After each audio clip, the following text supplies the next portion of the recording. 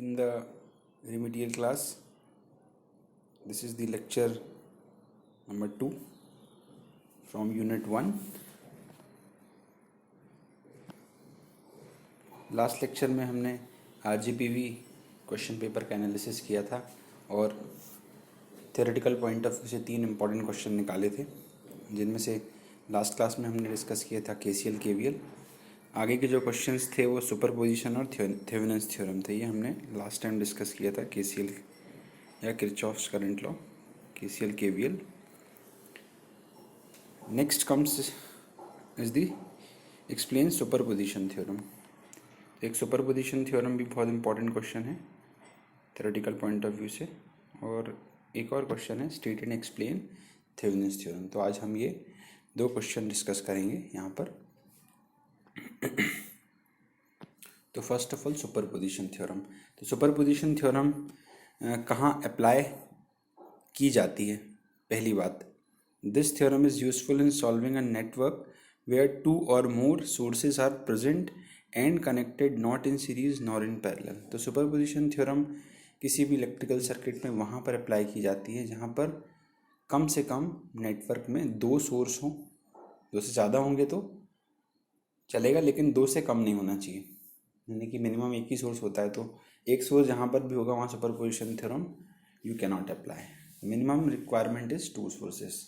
2 sources are present in the network and connected not in series nor in parallel. क्यों बोला ऐसा? क्योंकि अगर 2 सोर्स सीरीज में कनेक्टेड होंगे तब उनको आप सॉल्व करके एक बना सकते हो, पैरेलल में कनेक्टेड होंगे तो there are more over the same. इसलिए ना वो सीरीज़ में है ना पैरेलल में है, लेकिन कम से कम 2 सोर्स हैं। ये पहली रिक्वायरमेंट हो गई सुपरपोजिशन थ्योरम अप्लाई करने की। फिर जब आता है क्वेश्चन एग्जाम में तो वो इस तरीके का आता है, स्टेट एंड एक्सप्लेन। तो स्टेट का मतलब होता है जो सुपरपोजिशन थ्योरम से एसोसिएटेड स्टेटमेंट है, that you have to write. तो स्टेटमेंट जो यहाँ पर डबल कोट्स के अंदर लिखा हुआ है उसको मैं रीड आउट करता हूँ, फिर एक्सप्लेन करूँगा। इसको आपको एज इट इज़ कोशिश करना है कि लिखें एग्जाम में। If a number of voltage sources are acting simultaneously in a linear network, अगर किसी लीनियर नेटवर्क में नंबर ऑफ वोल्टेज सोर्सेज एक साथ काम कर रहे हैं, the resultant current in any branch is the algebraic sum of the currents. तो जो रिजल्टिंग करंट होगा किसी भी ब्रांच में वो एल्जेब्रिक सम होगा करेंट्स का, that would be produced in it, जो उसमें प्रोड्यूस होता है, when each source acts alone replacing all other independent sources by their internal resistances। जब भी एक बार में किसी एक सोर्स को कंसीडर किया जाएगा और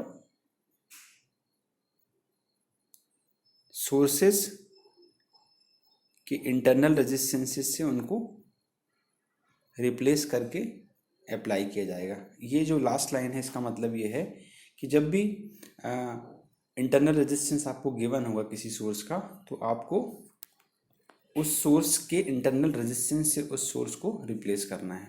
तो प्रोसीजर में हम आगे देखेंगे। तो स्टेटमेंट ओवरऑल ये कह रहा है कि जब दो या दो से ज़्यादा सोर्सेस किसी नेटवर्क में एक साथ काम कर रहे हों तो आपको जो एल्जेब्रिक सम, जो ओवरऑल इफेक्ट दोनों सोर्सेस का किसी भी ब्रांच पर होगा करंट की फॉर्म में, वो उनके इंडिविजुअल इफेक्ट के सम के इक्वल होगा। फॉर एग्जांपल हम देखें, जैसे किसी एक नेटवर्क में 2 सोर्स लगे हुए हैं V1 और V2, और V1 V2 के कारण ब्रांचेस में अलग अलग करंट फ्लो हो रहे हैं। तो जब आप V1 V2 के कंबाइंड इफेक्ट के करंट को देखते हो सर्किट में, वो एक बात हो गई। वो किसके इक्वल होगा? जब दोनों सोर्सेस के इंडिविजुअल करंट के इफेक्ट को आप ऐड करोगे तो वो किसके इक्वल आएगा? कंबाइंड इफेक्ट के इक्वल आएगा। This is what the superposition theorem statement says. आगे और क्लियर करेंगे हम प्रैक्टिकली। प्रोसीजर की बात कर लेते हैं। क्या है?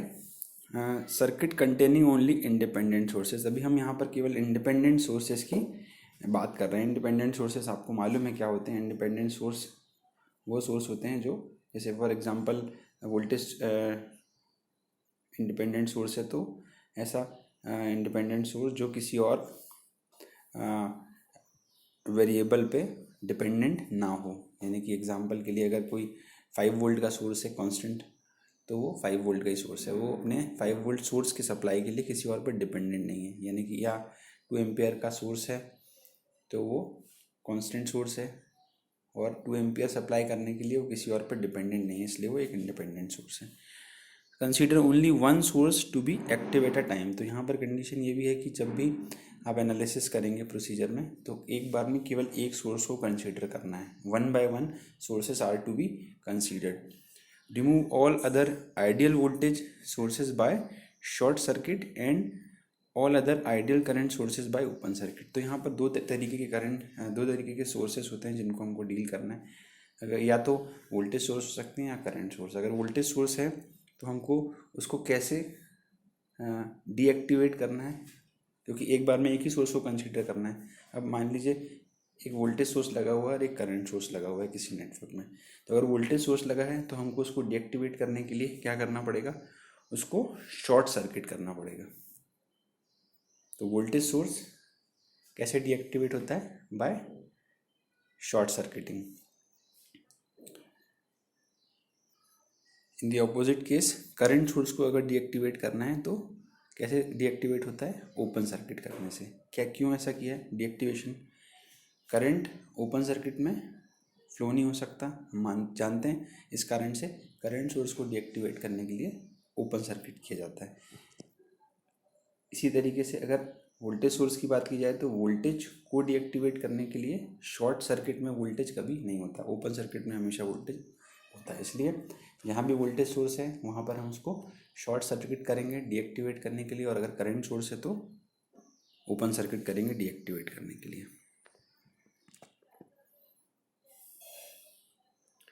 If there are practical sources, replace them by the combination of ideal and an internal resistance। हाँ, यहाँ पर एक और ध्यान रखने वाली चीज़ है। कभी किसी न्यूमेरिकल में या आपको अगर इंटरनल रेजिस्टेंस गिवन हो किसी सोर्स का, तो डीएक्टिवेट करते समय केवल सोर्स को डीएक्टिवेट करना है, उसके रेजिस्टेंस को नहीं। रेजिस्टेंस मटेरियल की फिजिकल प्रॉपर्टी है, वो कभी डीएक्टिवेट नहीं की जा सकती। तो आप जब भी डीएक्टिवेट करेंगे तो सोर्स को करेंगे। जैसे कि एग्जांपल में लेफ्ट हैंड में जो फिगर है उसमें एक वोल्टेज सोर्स, उसके साथ में एक सीरीज़ में एक रेजिस्टेंस गिवन है जो उसका इंटरनल रेजिस्टेंस है। तो जब भी डीएक्टिवेट होगा तो देखें तो सोर्स डीएक्टिवेट होगा जो कि शॉर्ट हो गया, लेकिन resistance remains as it is. इसी तरीके से करंट सोर्स की बात करेंगे। करंट सोर्स के साथ पैरेलल में एक रेजिस्टेंस लगा हुआ है जो कि इसका इंटरनल रेजिस्टेंस है। तो वो जब भी डीएक्टिवेट होगा तो करंट सोर्स डीएक्टिवेट हुआ यानी कि ओपन हुआ, लेकिन resistance remains as it is. यहाँ पर इम्पॉर्टेंट ये है कि जो वोल्टेज और करंट सोर्स के यहाँ पे डायग्राम गिवन है, जो सर्कल्ड हैं, ये डायग्राम्स जो हैं इनके जनरलाइज रिप्रेजेंटेशन है। आप जानते होंगे कि वोल्टेज सोर्स को एक सीरीज रेजिस्टेंस के साथ रिप्रेजेंट किया जाता है और करंट सोर्स को एक पैरेलल रेजिस्टेंस के साथ, जिनका प्रैक्टिकल तरीका है रिप्रेजेंट करने का। एक एग्जांपल ले रहे हैं यहाँ पर समझने के लिए सुपरपोजिशन थ्योरम को। देखिए एग्जांपल में दो सोर्सेस लगे हुए हैं और दोनों का नेचर कैसा है, दोनों वोल्टेज सोर्स हैं और एक रेजिस्टेंस गिवन है। तो यहाँ पर find the current flowing through R, R के थ्रू कितना करंट फ्लो कर रहा है, यहाँ पर हमको फाइंड आउट करना है यूजिंग सुपरपोजिशन थ्योरम। तो एग्जांपल के लिए लिया है, बहुत साधारण सा एग्जांपल है समझने के लिए। थ्योरेटिकल आंसर देते समय इस एग्जांपल को आसानी से लेके समझाया जा सकता है। तो यहाँ पर दो सोर्सेस लगे हैं V1 V2 और R एक रेजिस्टेंस लगा हुआ है। तो यहाँ पर पूछा गया है कितना करंट फ्लो हो रहा है R के थ्रू। तो यहाँ पर देखें तो पहले किसी एक बार में किसी एक सोर्स को हमको डीएक्टिवेट करना होता है, तो हमने V2 को डीएक्टिवेट कर दिया क्योंकि वोल्टेज सोर्स है, इसलिए हो जाएगा शॉर्ट सर्किट। तो शॉर्ट सर्किट होने के बाद यहाँ पर हमको करंट की वैल्यू फाइंड आउट करनी है, क्योंकि R में करंट निकालना है तो independent current individual voltage sources के निकालने हैं और उनका अलजेब्रिक सम करना है। तो पहले V1 के कारण कितना करंट फ्लो हो रहा है R में वो निकाल लिया। तो यहाँ पर देखेंगे तो I1 की वैल्यू आएगी V1 by R, simple Ohm's law, V equal to IR। Second circuit, V1 को अब हमने डीएक्टिवेट कर दिया यानी शॉर्ट सर्किट कर दिया, और करंट I2 की वैल्यू निकाल रहे हैं विच इज़ V2/R। अब हमको टोटल करंट की वैल्यू अगर फाइंड आउट करनी है यहाँ पर, तो वो दोनों का एल्जेब्रिक सम हो जाएगा, मतलब कि I1 प्लस I2। तो यहाँ पर I की वैल्यू आ गई है V1/R माइनस V2/R। तो इस तरीके से एक सिंपल एग्जांपल के थ्रू हम सुपरपोजिशन थ्योरम को एक्सप्लेन कर सकते हैं। आगे हम बात कर रहे हैं थेवेनिन्स थ्योरम की। What is Thevenin's theorem? A linear two-terminal circuit can be replaced with an equivalent circuit of an ideal voltage source VTH in series with a resistor RTH। तो यहाँ पर थेवेनिन्स थ्योरम जो है वो किस लिए use की जाती है पहले बात कर लें। तो किसी नेटवर्क, इलेक्ट्रिकल नेटवर्क के या किसी सर्किट के किसी भी पर्टिकुलर एलिमेंट, पैसिव एलिमेंट जैसे कि रजिस्टर के अक्रॉस अगर कोई करंट या वोल्टेज ड्रॉप या पावर एब्जॉर्ब्ड हमको अगर फाइंड करनी है, तब हम थेवेनिन्स थ्योरम का यूज़ करते हैं। तो थेवेनिन्स थ्योरम का जब भी यूज़ करते हैं तो जिस भी पर्टिकुलर रेजिस्टेंस के अक्रॉस हमको सपोज करंट की वैल्यू निकालनी है, तो उस रेजिस्टेंस को हम हमेशा लोड रेजिस्टेंस बोलते हैं, और उस लोड रेजिस्टेंस को छोड़ के बाकी बचे हुए सर्किट को हम रिप्लेस करते हैं एक वोल्टेज सोर्स से और एक रेजिस्टेंस से, और उस वोल्टेज सोर्स को हम कहते हैं VTH यानी कि थेवेनिन्स इक्विवेलेंट वोल्टेज, और उस रेजिस्टेंस को कहते हैं थेवेनिन्स इक्विवेलेंट रेजिस्टेंस। तो हमारी पहली स्टेप है जिसमें हम VTH फाइंड आउट करेंगे, दूसरी स्टेप है जिसमें हम RTH फाइंड आउट करेंगे, और तीसरी स्टेप में हम VTH, RTH और लोड रेजिस्टेंस तीनों को सीरीज़ में कंबाइन कर देंगे, जो कि बनाएगा थेवेनिन्स इक्विवेलेंट सर्किट। देखते हैं स्टेप 1। जैसे कोई भी सर्किट अगर हमें गिवन है तो हम कैसे इन स्टेप्स में आगे बढ़ेंगे। तो फर्स्ट ऑफ ऑल जो भी सर्किट गिवन है उसमें जिस भी रेजिस्टेंस के अक्रॉस हमको करंट या वोल्टेज ड्रॉप या पावर एब्जॉर्ब फाइंड आउट करनी है, वो आपका लोड रेजिस्टेंस कहलाएगा। तो उस लोड रेजिस्टेंस को पहली स्टेप में हम रिमूव कर देंगे। Remove the load resistance RL and find open circuit voltage से VOC। यहाँ पर इम्पोर्टेंट बात यह है कि जो VOC है वही VTH है।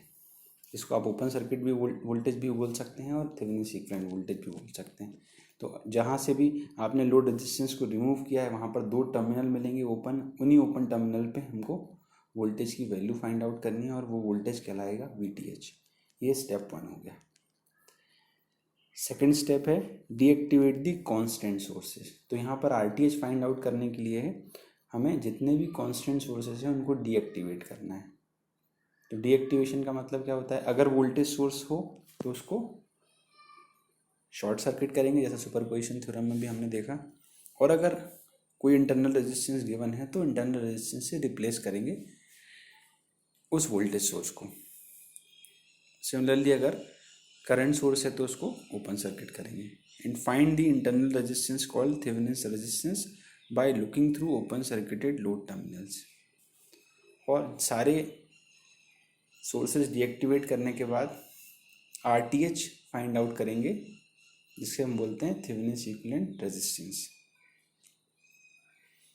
और स्टेप 3 है obtain Thevenin's equivalent circuit by placing RTH in series with VOC और VTH।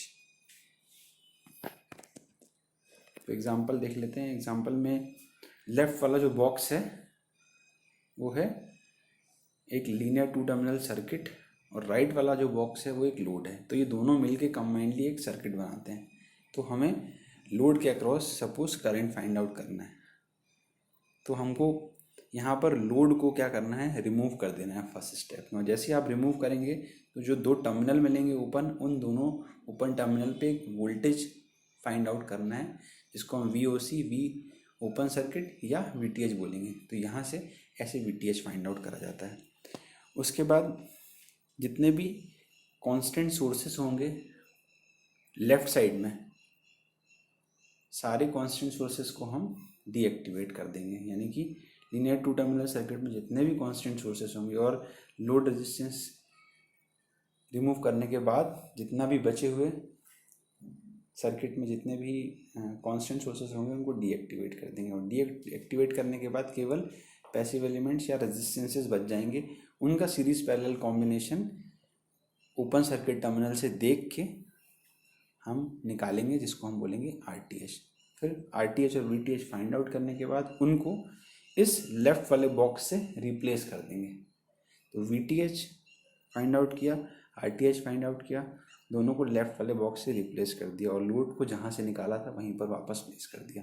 तो ओवरऑल क्या किया हमने, सर्किट को थेवेनिन्स थ्योरम के थ्रू सिंप्लीफाई कर दिया। मतलब जो एक बहुत बड़ा बॉक्स या जिसके अंदर बहुत सारे सर्किट या बहुत सारे एलिमेंट्स हो सकते हैं, 2 3 4 लूप हो सकते हैं, उन सबको हमने एक सिंपल सर्किट जिसमें एक वोल्टेज सोर्स जिसका नाम है वीटीएच और एक रेजिस्टेंस जिसका नाम है आरटीएच, और एक सिंपल सर्किट से रिप्लेस कर दिया। अब अगर हमें इस लोड के अक्रॉस करंट की वैल्यू फाइंड आउट करनी है तो बहुत ही एक सिंपल एक सिंगल लूप का सर्किट है जिसमें अगर हमको करंट की वैल्यू फाइंड आउट करनी है तो हम आसानी से कर सकते हैं।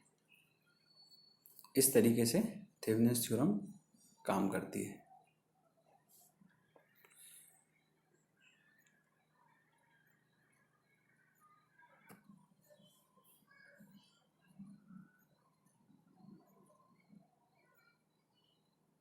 ये देखिए वीओसी और वीटीएच एक ही बात है, ये स्लाइड बता रही है।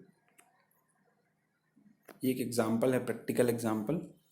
अगर आपको सॉल्व करना है इसको आप सॉल्व करके देख सकते हैं। यहाँ पर 2 ओम के अक्रॉस एक वोल्टेज है Vx, उसकी वैल्यू हमें फाइंड आउट करने के लिए बोला है। तो थेवेनिन्स थ्योरम के अकॉर्डिंग लोड है हमारा यहाँ पर 2 ओम, तो 2 ओम को सबसे पहले ओपन कर देंगे, यानी कि हटा देंगे। वहाँ से हटाने के बाद 2 पॉइंट मिलेंगे ए और बी। इस ए बी पॉइंट पे हम एक वोल्टेज की वैल्यू फाइंड आउट कर लेंगे और वो वोल्टेज कहलाएगा वीटीएच। अब इसी के आगे हम जितने भी सोर्स सर्किट में जितने भी सोर्सेज बचे हैं, एक्टिव सोर्सेज, कांस्टेंट सोर्सेज, उनको डीएक्टिवेट करेंगे। केवल एक ही सोर्स बचा है यहाँ पर विच इज़ 30 वोल्ट, और डीएक्टिवेट करने का मतलब उसको कर देंगे शॉर्ट सर्किट। और शॉर्ट सर्किट करने के बाद अब सर्किट में बचेंगे 12, 6 और 4 ओम, क्योंकि 2 ओम आप पहले ही रिमूव कर चुके हो। तो 12, 6 और 4 ओम का हम बनाएंगे series parallel combination by looking through the open circuited load terminal which is A B. तो यहाँ से हम आरटीएच वैल्यू फाइंड आउट करेंगे। अब हमें मिल गया वीटीएच, हमको मिल गया आरटीएच। वीटीएच आरटीएच को हम